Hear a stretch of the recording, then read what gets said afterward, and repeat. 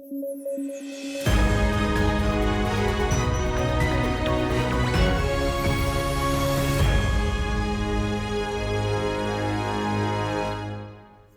News at 9 programme में आपका स्वागत है। मैं हूं अमृत उपाध्याय। आइए जल्दी से देखें आज की हेडलाइंस।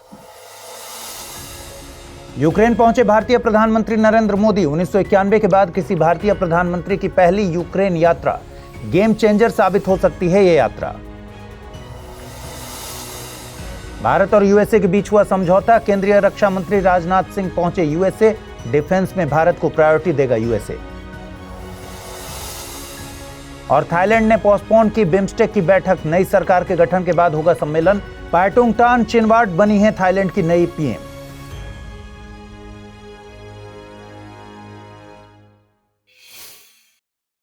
आइए शुरू करें। प्रधानमंत्री नरेंद्र मोदी अपनी यूरोप यात्रा के दूसरे पड़ाव में यूक्रेन पहुंच गए हैं। उनके पहले पड़ाव यानी पोलैंड विजिट को मैंने कल न्यूज एट 9 के बुलेटिन में डिस्कस किया था। प्रधानमंत्री नरेंद्र मोदी पोलैंड से यूक्रेन ट्रेन के जरिए तकरीबन 10 घंटे खर्च करके पहुंचे। यूक्रेन साल 1991 में आजाद हुआ था और तब से ये किसी भारतीय प्रधानमंत्री की पहली यूक्रेन यात्रा है। यूक्रेन की यात्रा से पहले पीएम नरेंद्र मोदी ने एक स्टेटमेंट जारी किया जिसके मुताबिक भारत इस रीजन में शांति का पक्षधर है, साथ ही ये समय युद्ध का नहीं है।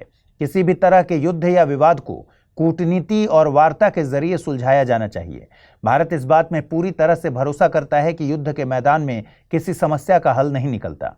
भारत के प्रधानमंत्री की ये यूक्रेन यात्रा कितने मायनों में अहम है और वैश्विक राजनीति में गेम चेंजर साबित हो सकती है, इसके लिए एक बार वर्तमान वैश्विक परिस्थितियों को समझना होगा।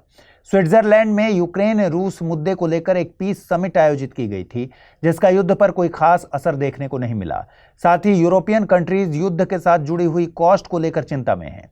जाहिर है 2022 से लगातार हो रहे युद्ध ने यूरोप की इकोनॉमी को बुरी तरह से प्रभावित किया है। दूसरी तरफ यूएसए, जिसे दुनिया का कर्ता धर्ता माना जाता है, वो अपनी घरेलू राजनीति में उलझा हुआ है। यूएसए में प्रेसिडेंट इलेक्शन का प्रोसेस चल रहा है। इस पूरी स्थिति में भारत के पास एक मौका है कि वो इन पार्टीज को नेगोशिएशन टेबल पर ले आए। भू राजनीति में भारत के लिए इसे एक बड़े मौके के तौर पर देखा जा रहा है, क्योंकि प्रधानमंत्री नरेंद्र मोदी इससे पहले रूस की यात्रा भी कर चुके हैं। रूस भारत का परंपरागत सहयोगी भी है। पश्चिम के देशों से लगातार बनाए गए दबाव के बावजूद भारत ने रूस के खिलाफ कोई स्टेटमेंट अभी तक नहीं दिया है। और भारतीय प्रधानमंत्री यूक्रेन के राष्ट्रपति के बुलावे पर यूक्रेन पहुंचे हैं। उम्मीद की जा रही है कि भारत दोनों पार्टीज के बीच मध्यस्थता करा सकता है।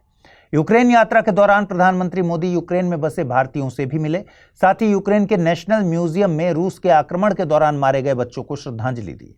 इसके अलावा एवी फोमिन बॉटनिकल गार्डन में महात्मा गांधी की प्रतिमा को उन्होंने श्रद्धांजलि दी। आपको बता दें कि यूक्रेन पूर्वी यूरोप में स्थित एक देश है। यह अपनी सीमा रूस, Belarus, Poland, Slovakia, Hungary, Moldova और रोमानिया से साझा करता है। इसके दक्षिण में सी ऑफ अजोव और ब्लैक सी स्थित हैं। आपने रूस यूक्रेन विवाद में क्रीमिया का नाम जरूर सुना होगा। 2014 में रूस ने यूक्रेन के क्रीमिया को अपने नियंत्रण में ले लिया था। एक बार मैप पर ब्लैक सी की लोकेशन को समझ लीजिए। ब्लैक सी यूरोप और एशिया के बीच स्थित सागर है। इसके उत्तर में यूरोप, पूर्व में कॉकेसस, दक्षिण में अनातोलिया और पश्चिम में बाल्कन क्षेत्र है। इसकी तटीय सीमाएं बुल्गारिया, रोमानिया, यूक्रेन, रूस, जॉर्जिया और तुर्की से लगती हैं। इसी में रूस यूक्रेन के बीच विवादित क्षेत्र क्रीमिया भी स्थित है। ब्लैक सी के पूर्व में कर्च स्ट्रेट है, जो इसे अजोव सागर से जोड़ती है। भारत और यूएसए के बीच एक गैर बाध्यकारी SOSA यानी सिक्योरिटी ऑफ सप्लाई अरेंजमेंट किया गया है। भारत यूएसए का 18वां SOSA पार्टनर बना है। अन्य देशों में Australia, Canada, Denmark, Estonia, Finland, Israel, Italy, Japan, Latvia, Lithuania, Netherland, Norway, South Korea, Singapore, Spain, Sweden और यूनाइटेड किंगडम शामिल हैं। दरअसल केंद्रीय रक्षा मंत्री राजनाथ सिंह यूएसए की यात्रा पर थे और इस दौरान ही दोनों देशों के बीच ये समझौता हुआ। समझौते के तहत राष्ट्रीय सुरक्षा के लिए जरूरी वस्तुओं और सेवाओं में दोनों देश एक दूसरे को प्रायोरिटी देंगे। साथ ही दोनों देश राष्ट्रीय सुरक्षा संसाधनों की खरीद में एक दूसरे की मांग को प्रायोरिटी पर रखेंगे। SOSA के जरिए भारत और यूएसए के बीच मौजूद DTTI यानी defence technology and trade initiative को भी मजबूती मिलेगी। यहाँ एक और बात समझिए कि DTTI कोई कानून या समझौता नहीं है। ये एक मैकेनिज्म है जो दोनों देशों के सीनियर लीडर्स को रक्षा यानी डिफेंस के क्षेत्र में आ रहे चैलेंजेस को दूर करने के लिए एंगेज करने पर जोर देता है। आप हिंदी माध्यम से यूपीएससी की तैयारी तो करते हैं, मगर क्या प्रीलिम्स एग्जाम के मुश्किल सवालों से घबराते हैं? इसका मतलब है कि आप स्टडी IQ IAS हिंदी के प्रतिज्ञा प्लस बैच के बारे में नहीं जानते। देखिए, 31 अगस्त से शुरू हो रहे इस बैच में आपको 2025 के प्रीलिम्स को टारगेट करने वाले 37 टेस्ट तो मिलते ही हैं, साथ ही सबसे बड़ी सुविधा के तौर पर आपको मिलता है हर टेस्ट के फर्स्ट रैंकर को 11,000 रुपए की पुरस्कार राशि। टेस्ट शुरू हो रहा है इसी 8 सितंबर से हर रविवार, जो चलेगा 18 मई 2025 तक। रिजल्ट का ऐलान टेस्ट के ही दिन शाम तक कर दिया जाएगा। तो अगर आप इन सुविधाओं को हासिल करना चाहते हैं, अभी अमृत लाइव कोड का इस्तेमाल कीजिए और कुछ कंफ्यूजन हो तो amrit@studiiq.com पर मेल कर दीजिए। EU यानी यूरोपियन यूनियन का ऐतिहासिक नेचर रेस्टोरेशन लॉ लागू हो गया है। EU का यह नेचर रेस्टोरेशन प्लान कई मायनों में बेहद अहम है। जैसे ये पहला ऐसा प्लान है जो कि कॉन्टिनेंट के लेवल पर है। देखिए, ये कानून महाद्वीपीय स्तर पर है, इसलिए सदस्य देशों को एक नेशनल रेस्टोरेशन प्लान तैयार करने के लिए कहा गया है। इस प्लान का ड्राफ्ट कानून के लागू होने के 2 सालों के भीतर, मतलब सितंबर 2026 तक सौंपना होगा। सदस्य देशों को अपने इन प्लान्स को 2032 और 2042 में रिव्यू करने की बाध्यता तय की गई है। इस कानून को लाने की कई कंडीशंस EU में मौजूद हैं। जैसे EU के देशों में 80% से ज़्यादा हैबिटेट की स्थिति खराब है, जलवायु अलार्मिंग कंडीशन में है। 2050 तक EU ने क्लाइमेट न्यूट्रलिटी हासिल करने का लक्ष्य रखा है और ये एक्ट इस लक्ष्य को पूरा करने में मददगार साबित होगा। नेचर रेस्टोरेशन प्लान के तहत 2030 तक EU के 20% समुद्री और जमीनी क्षेत्र पर कुछ विशेष स्पीशीज और उनके हैबिटेट के रेस्टोरेशन के लक्ष्य को पूरा करना होगा।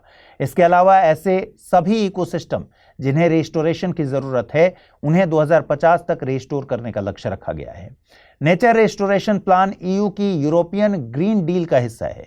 इस डील के तहत जलवायु और जैव विविधता से जुड़े बड़े लक्ष्य निर्धारित किए गए हैं, जिससे जलवायु से जुड़े मुद्दों पर वैश्विक स्तर पर EU को एक ग्लोबल रेफरेंस पॉइंट के तौर पर निर्धारित किया जा सके। EU की यूरोपियन ग्रीन डील के 3 सबसे अहम टारगेट हैं। पहला है 2050 तक पहला क्लाइमेट न्यूट्रल कॉन्टिनेंट बनाना। देखिए, एक बात ध्यान रखिए कि यूरोप एक महाद्वीप है जिसमें 44 देश हैं और EU यानी यूरोपियन यूनियन यूरोप के देशों का संघ है, जिसमें यूरोप के 27 देश शामिल हैं। दूसरा टारगेट है 1990 की तुलना में 2030 तक 55% तक कुल ग्रीन हाउस गैस उत्सर्जन में कमी लाना। इसके अलावा 2030 तक EU में एडिशनल 3 बिलियन पेड़ों को लगाना है। इकोसिस्टम रेस्टोरेशन से मतलब उन इकोसिस्टम की रिकवरी में मदद करना है जो नष्ट हो चुके हैं। साथ ही सुरक्षित इकोसिस्टम्स को संरक्षित करना भी इसमें शामिल होता है। UN के मुताबिक हर तरह के इकोसिस्टम को रिस्टोर किया जा सकता है, चाहे वन हो, फार्मलैंड हो, आर्द्र भूमि हो या फिर महासागर। थाईलैंड में 3 से 4 सितंबर के दौरान बैंकॉक में बिम्स्टेक के सम्मेलन का आयोजन होना था, लेकिन थाईलैंड की केयरटेकर गवर्नमेंट ने इस सम्मेलन को पोस्टपोन कर दिया। आपको बता दें कि थाईलैंड के पूर्व प्रधानमंत्री श्रेथा थावसिन को कोर्ट ने डिसमिस कर दिया था। इसके बाद पायटोंगटान चिनवाट थाईलैंड की नई प्रधानमंत्री बनी। उन्होंने देश की सबसे कम उम्र की प्रधानमंत्री बनने का इतिहास रच दिया, लेकिन पायटोंगटान चिनवाट को अभी कैबिनेट गठित करनी है। इसके चलते ही बिम्स्टेक के सम्मेलन को पोस्टपोन किया गया है।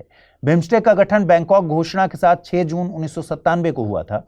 बिम्स्टेक से मतलब है bay of Bengal initiative for multi sectoral technical and economic cooperation.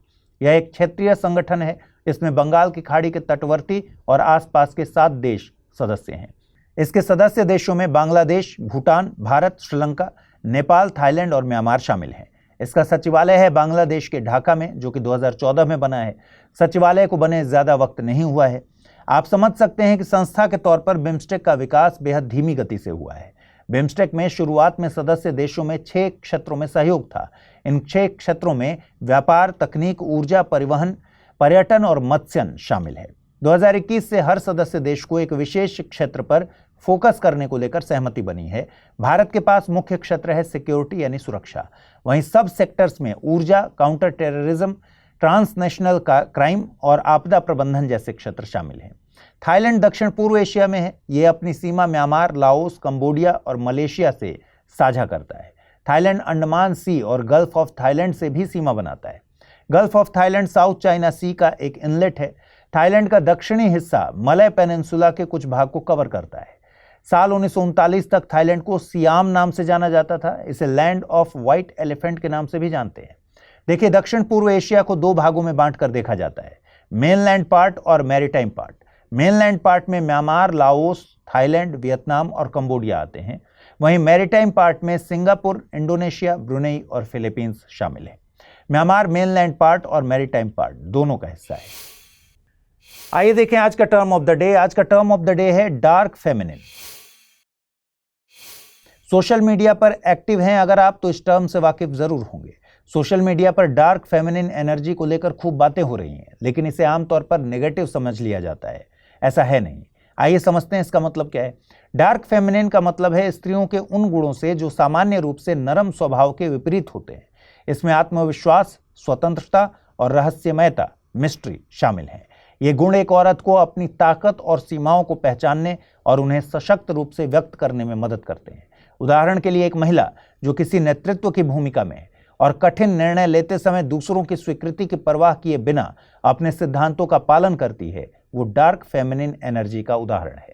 यह ऊर्जा अपने अंदर की पूरी शक्ति और स्वतंत्रता को अपनाने के बारे में है, न कि केवल उन गुणों को जो परंपरागत रूप से कोमल माने जाते हों। इसे ऐसे समझिए, हमारे समाज में एक नैरेटिव सेट है कि पुरुष स्ट्रांग और महिलाएं पुरुषों के मुकाबले कम स्ट्रांग हैं। यहाँ फिजिकली स्ट्रांग होने की बात नहीं हो रही, लेकिन डार्क फेमिनिन एनर्जी महिलाओं के स्ट्रांग साइड पर फोकस करती है, जिसमें लीडरशिप, आत्मविश्वास जैसे गुणों को महिलाओं से एसोसिएट करके देखा जाता है। उदाहरण के लिए अगर कोई माँ अपने करियर को अपने बच्चे की तुलना में ज्यादा प्रायोरिटी दे तो सोशल नॉर्म्स के लिहाज से इसे नेगेटिव समझा जाएगा, लेकिन डार्क फेमिनिन एनर्जी में ये नॉर्मल है, क्योंकि बच्चे की केयर करना केवल माँ की नहीं, दोनों पेरेंट्स की जिम्मेदारी है। आइए अब जल्दी से देखें आज का रैपिड न्यूज।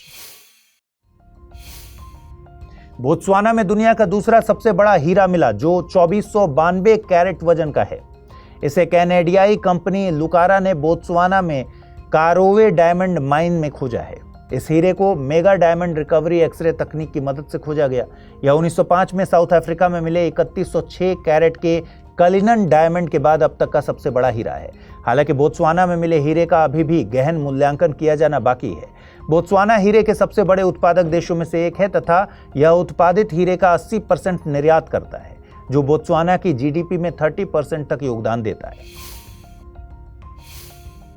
भारत के काकरापार परमाणु ऊर्जा स्टेशन की चौथी यूनिट KAPP4 ने पूरी क्षमता के साथ परिचालन शुरू किया। गुजरात में स्थित यह संयंत्र भारत का दूसरा स्वनिर्मित 700 मेगावाट परमाणु ऊर्जा रिएक्टर है। KAPP4 एक प्रेशराइज्ड हैवी वाटर रिएक्टर है। इसमें ईंधन के रूप में नेचुरल यूरेनियम और मॉडरेटर के रूप में हैवी वाटर का प्रयोग होता है। भारत इसी डिजाइन के 700 मेगावाट के 14 और परमाणु ऊर्जा रिएक्टरों का निर्माण कर रहा है, जिनके 2031-32 तक शुरू होने की उम्मीद है। इसके अलावा 2031-32 तक देश की स्थापित परमाणु ऊर्जा क्षमता 22,480 मेगावाट तक पहुंचने की संभावना है। एसोसिएशन फॉर डेमोक्रेटिक रिफॉर्म्स और नेशनल इलेक्शन वॉच ने एक रिपोर्ट जारी की। यह रिपोर्ट मौजूदा सांसदों और विधायकों पर महिलाओं के खिलाफ अपराध पर आधारित है। रिपोर्ट के अनुसार 151 सांसदों और विधायकों पर महिलाओं के खिलाफ अपराध से संबंधित मामले दर्ज हैं। इनमें 16 मौजूदा सांसद और 135 मौजूदा विधायक हैं, और ये वे मामले हैं जिनकी घोषणा सांसदों और विधायकों ने अपने चुनावी हलफनामों में की है। इनमें से 54 मामले उस राजनीतिक दल के खिलाफ हैं जो केंद्र में सत्ता पर आसीन है। इसके अलावा वर्तमान में 16 ऐसे सांसद और विधायक हैं जिनके खिलाफ रेप से संबंधित मामले दर्ज हैं। मैडिएरा द्वीप के दक्षिणी हिस्से के जंगल में आग लगी हुई है। इसके चलते मैडिएरा द्वीप के कुल क्षेत्रफल का लगभग 6% हिस्सा आग की चपेट में है। इससे 5000 हेक्टेयर से ज्यादा जंगल तबाह हो गया है। इसे यूनेस्को द्वारा विश्व धरोहर स्थल भी माना गया है। दरअसल इस आग ने दुनिया के सबसे बड़े जीवित लॉरेल जंगलों के अस्तित्व को खतरा पैदा कर दिया है, जो अब अजोर्स, मैडिएरा और कैनरी द्वीपों तक सीमित है। पुर्तगाली द्वीप समूह मैडिएरा उत्तरी अटलांटिक महासागर में स्थित है। यह मोरक्को के पश्चिम में लगभग 520 किलोमीटर और पुर्तगाली राजधानी लिस्बन के दक्षिण पश्चिम में लगभग 1000 किलोमीटर दूर है। नीरज चोपड़ा ने लुसाने डायमंड लीग 2024 में पुरुषों के जेवलिन थ्रो इवेंट में दूसरा स्थान हासिल किया।